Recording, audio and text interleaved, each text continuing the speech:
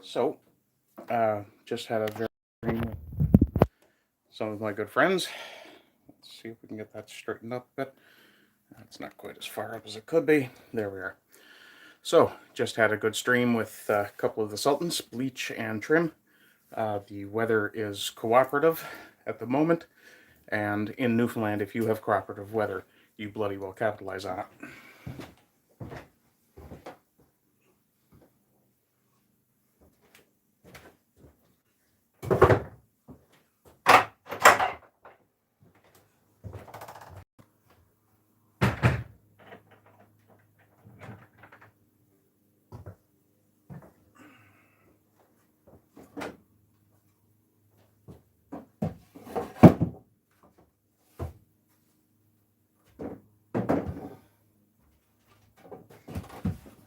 It smells like onions.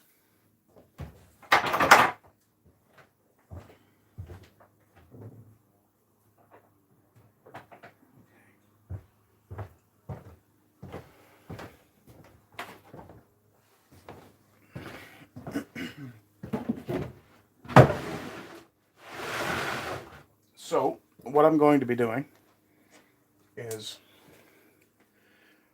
taking the table saw outside to make the final leveling cut for the candle holders, which will then be drilled to the correct depth to hold the candles. And then after that, all I have left to do is clean up. So all I'll have to do is get the excess glue off, which should be a simple matter of chiseling.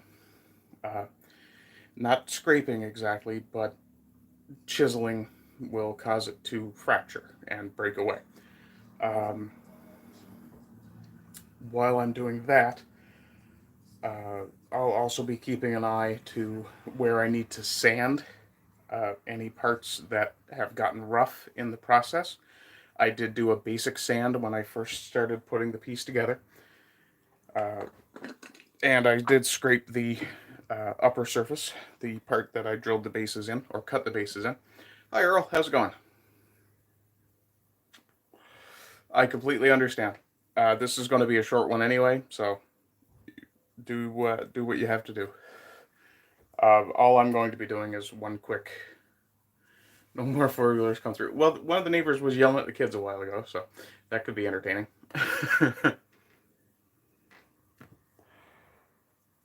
um, so yeah, all I really have to do is clear off my table saw, which, being a table, has been used as a table. So I'll do that now while I'm having my cigarette.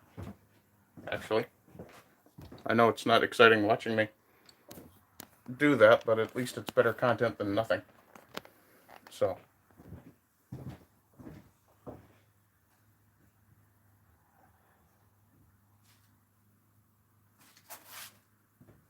That's where that one went.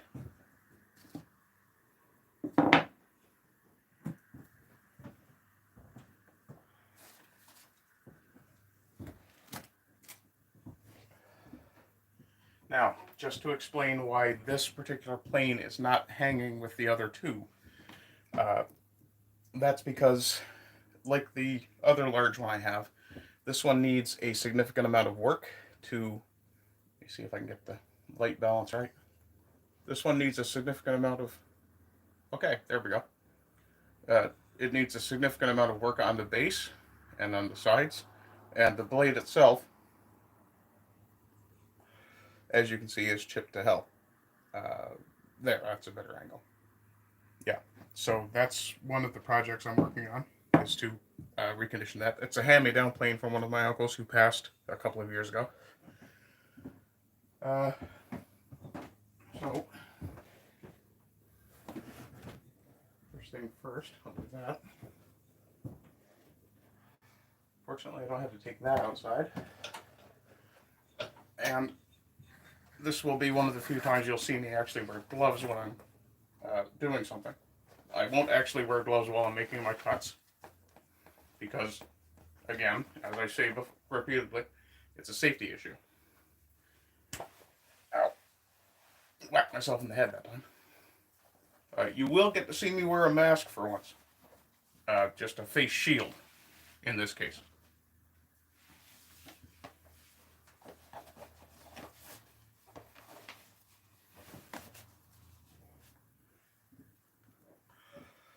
And just to have it pointed out, you'll notice that I actually tie a bow in the front of my apron because the straps are quite long, both for people who are of substantial sizes.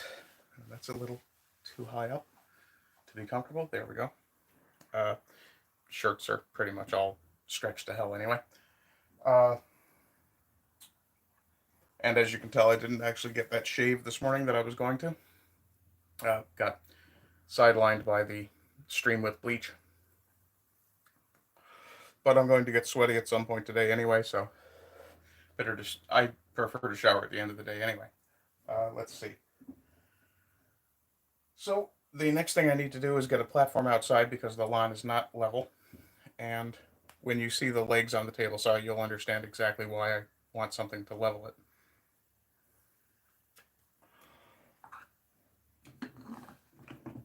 And this is going to be a little boring for a few seconds, but bear with me.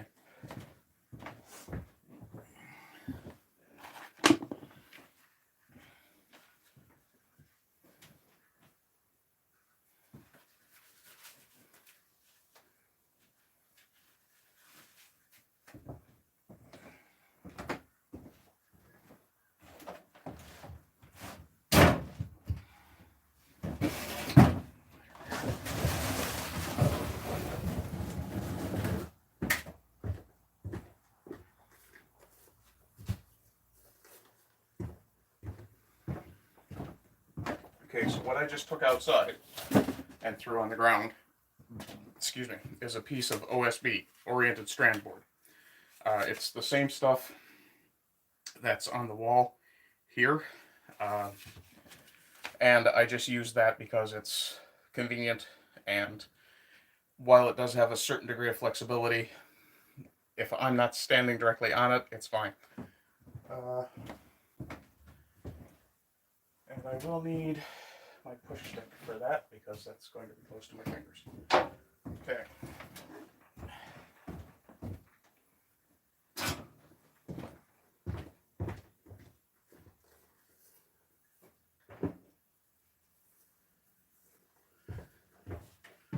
And again, as I'm only making one cut, I don't really need to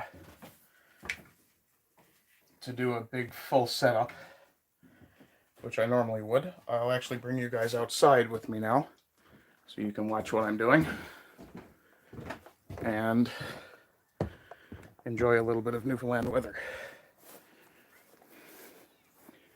So that should stand. Oh, let's get the stand set up properly. We'll take the weight. There we go. Okay. I'll be right back.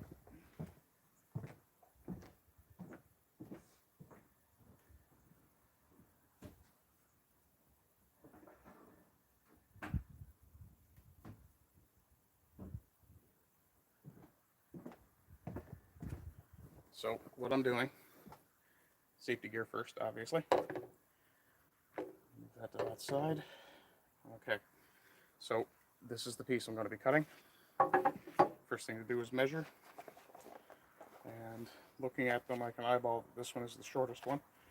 So I'll cut the least off of that one. And I'm getting about 2.5 inches. Just to double check. 2. I will go 2 1/4 just to ensure that I get clean cuts. So first things first. Well, it would help if I have power to the saw when I need it. And that is going to be supplied. Oh, okay. Let's go to level. It's still not quite far enough over.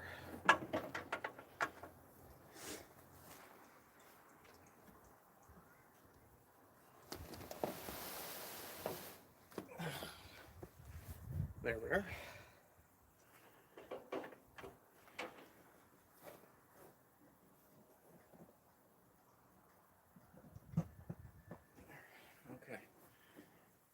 I'm going to turn on the saw really quickly and then shut it off again just to make sure it's powered. Get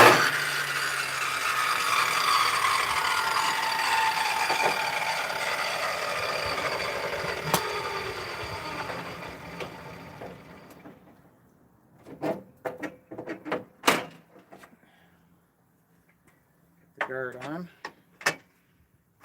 And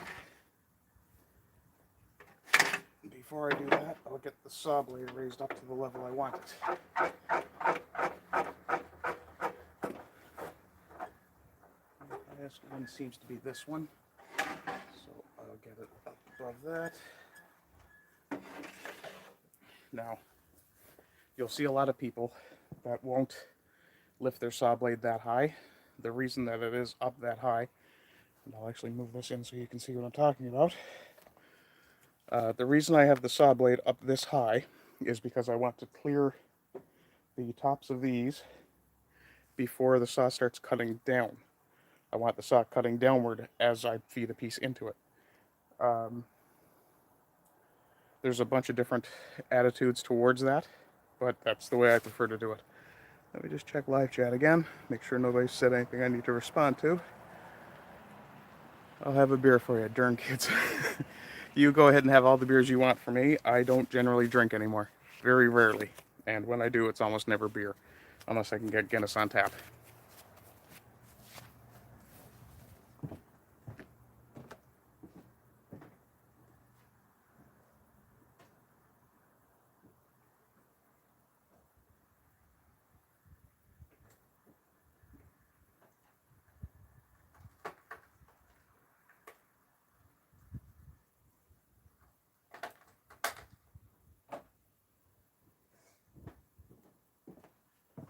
Okay, and of course the single most important safety device, earplugs.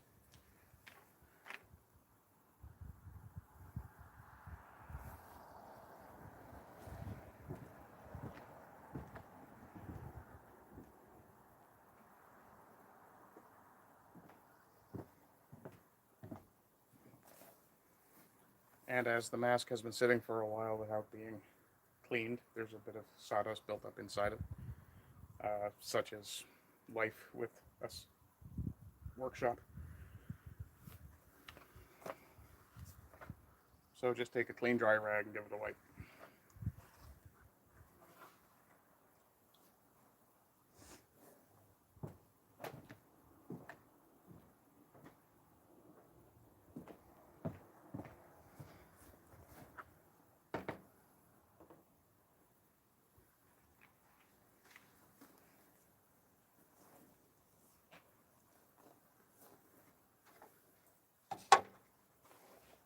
Now, because this is a bit of an older saw that's seen a bit of brutality, I will be setting my depth 2 1/4. 1, 2, no, okay. 2 1/4. There. Okay, lock this down.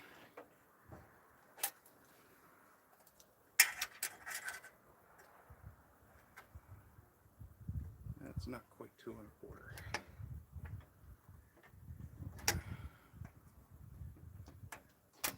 Okay, so this saw can be a little finicky because the fence is a little out.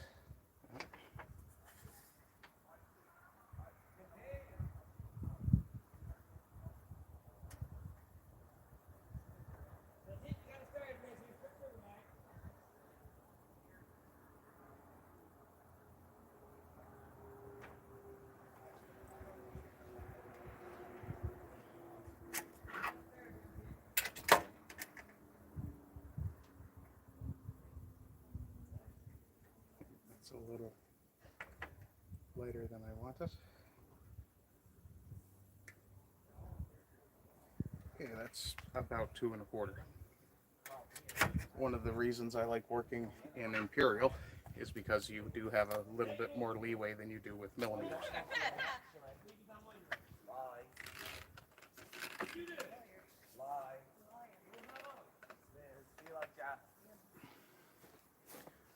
So now there's nothing left for me to do but a cut. So I'll make sure the angle is good, and we'll see what we get here. Not bad.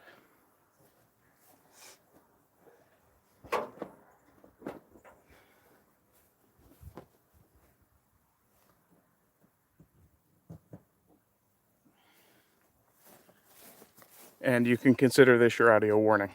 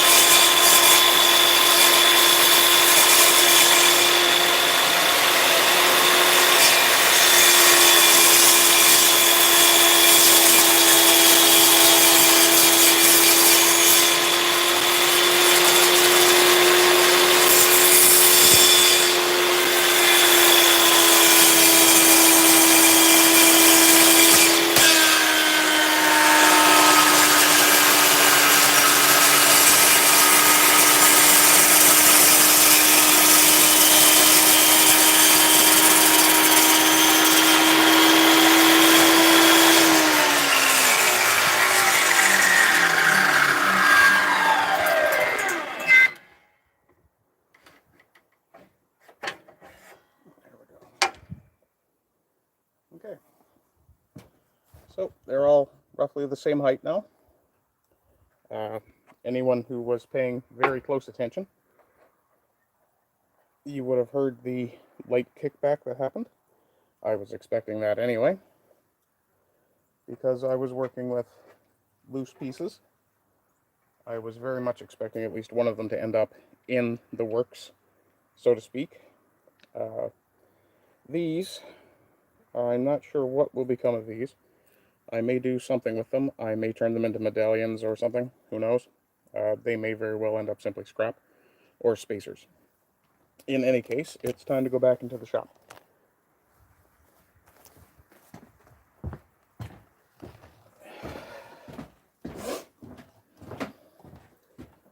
So we'll set you guys back in your corner and lift the angle.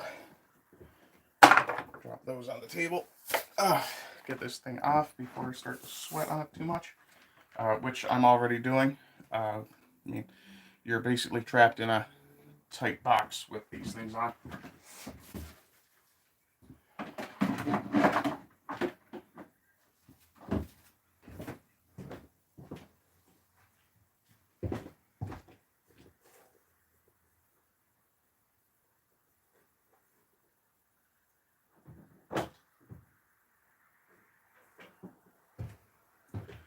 So all that remains to do with this now is to clean up the glue, do a bit of sanding along the edges just to make sure they're not too splintery. You'll see there's a significant amount of tear out on some of them right here. That's mostly unavoidable. What I will do is put a slight rounding on the edges of the top, just to take that off, because it doesn't really look all that great aesthetically. And then it'll be time for chisel work.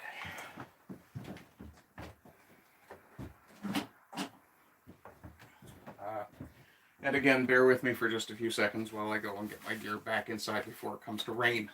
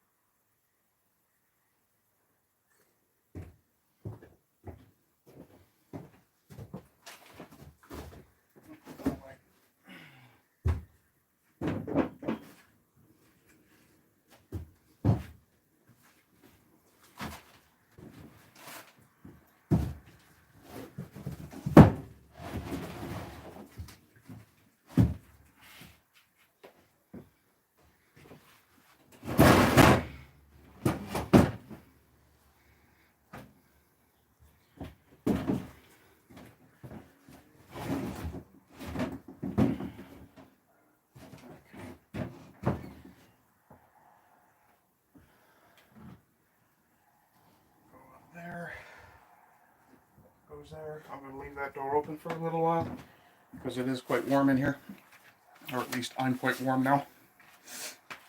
If you were wondering why I took the time to turn my ground board around, it's because I always try to put the side that I put down against the wall. Makes it easy for orienting the board when I go to lay it down. So, I have that basically done. I can put this away. And, okay. Check for live chats again.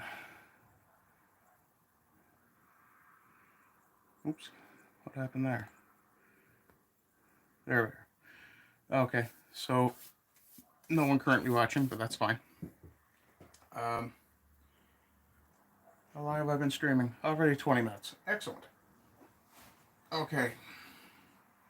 So the next thing I have to do is sand off the tops. I'm going to sand them off level. I will use a power sander for that because it'll be significantly faster than doing it by hand. And then I will have to drill. Actually, the very first thing I should do is clean up those glues. Chisel.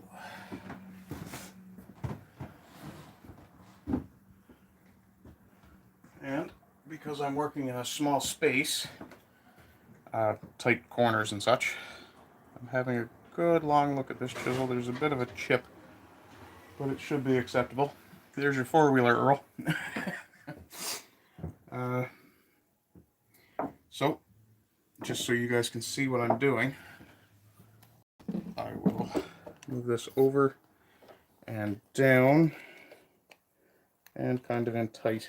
Now, turn on the lights in here. Does that give you a better look? Yes, okay. I don't normally have the lights on during the daytime, but this time I will. So, what I have to do is get the very edge of the chisel under the end of the glue and basically push it down. Once the excess off, I can come back with sandpaper or a rasp or whatever tool, cabinet scraper, whatever tool you fancy, and you can do that. Basically, all you're really doing is encouraging this fairly plastic goo to come loose. And it's still not 100% set because it was put on somewhat thick and it dripped fairly thick as well. And because I'm going to varnish this, I want to make sure any glue residue is actually removed. And if that means taking a little bit of wood with it, that is perfectly acceptable.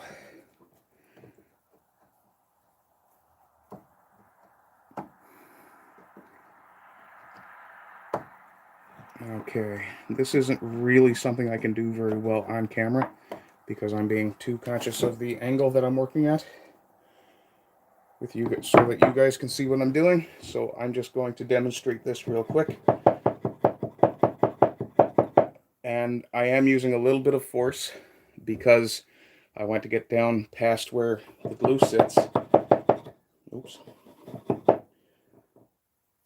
And make sure that's broken loose before I switch angles and go this way. And that is actually very, very, very loose. Very unset still. So I may end up switching from a chisel to a razor blade because... No, I think I'm good actually. Let's see what I've got here. Now you can see some of the wood is coming up here. That's because the glue has actually bonded with the wood on a cellular level. What happens with the modern wood glues is that they actually do bond to the material at a subsurface level and essentially become part of the wood. I'm not too concerned about that little bit of damage for two reasons. One, I'm making this fairly rustic, which means primitive and sometimes rough. And two, because, let me see if I can wiggle that in there and just pop that up. There we are.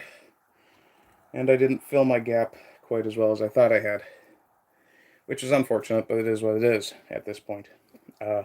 I'm content with the structural soundness of this. I don't think it will ever come apart once I have it cleaned up and finished. And what I expect to have happen is that, let me see if there's any more glue. Yeah, okay. So I'm actually going to take a break here and chat with you guys for a moment if there's anyone in chat. If not, I will be ending the stream fairly quick. And then I will finish doing this work. And once that's all cleaned up, you guys will get to watch me do another stream, possibly tonight, where I will do the bit of sanding around the top, around the rims of these lips. That's actually incredibly smooth now, so this surface really doesn't need any amount of sanding. This one especially, this one is significantly drier than these, because this one was actually cleaned about a month and a half before these guys were. This is a piece from a different branch, which you can tell by the color. Other than that, it's just a question of getting it cleaned up, and then the final bit of shaping and sanding. The shaping being putting a drill down into the more or less center of these things to create a depression for the candles to sit in. Just to illustrate again what the candles will look like when they're in, because these are now level, I can actually lay the candles on top of them and they shouldn't fall over. And if one of them does fall over, it shows me that I've made a bad cut somewhere. And we're golden. So, these candles then, which are getting rather coated with sawdust, should have been something I took into account. But those candles then will fit down into the depressions. I will prefix the candles. What that means is I'll basically light them and drip enough wax into the hole that I can push the candle down so it's secured. And then I will blow out the candles, make a wish, and then I'll be done.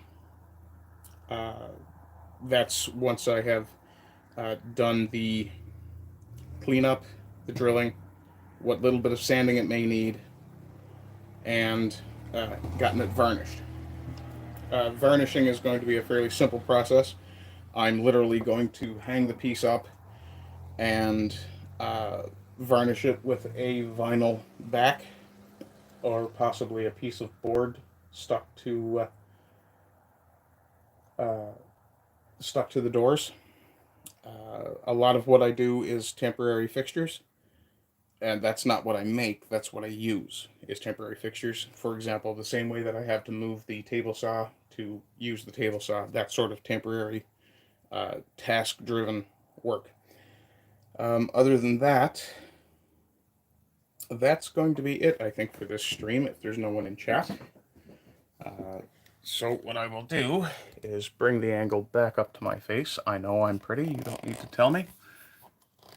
And I will go and turn off the light so as to save electricity, because that shite is expensive.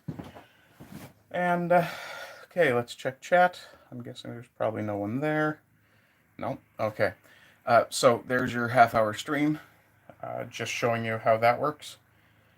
Other than that, I may very well figure out something to do with these guys. I don't think they'll make good cookies. A little dry. Plus, you know, chewing splinters is not a lot of fun. But other than that, I'm pretty much all done for this stream. There will be one more, which will be part 6, I think. I did have to put a question mark after 5 because I'm not 100% sure that this was the 5th and not the 4th. So next stream should be the last stream. Depending on what the weather does tonight. If it gets cold, I won't be able to do the varnishing. I'll have to wait until tomorrow. Other than that, I don't think there's a heck of a lot left to do. So, thanks for watching, and like, share, subscribe, comment. Find something that you care about as much as, or that you enjoy as much as I enjoy woodwork. And rise and rise again until lambs become lions. Bye-bye.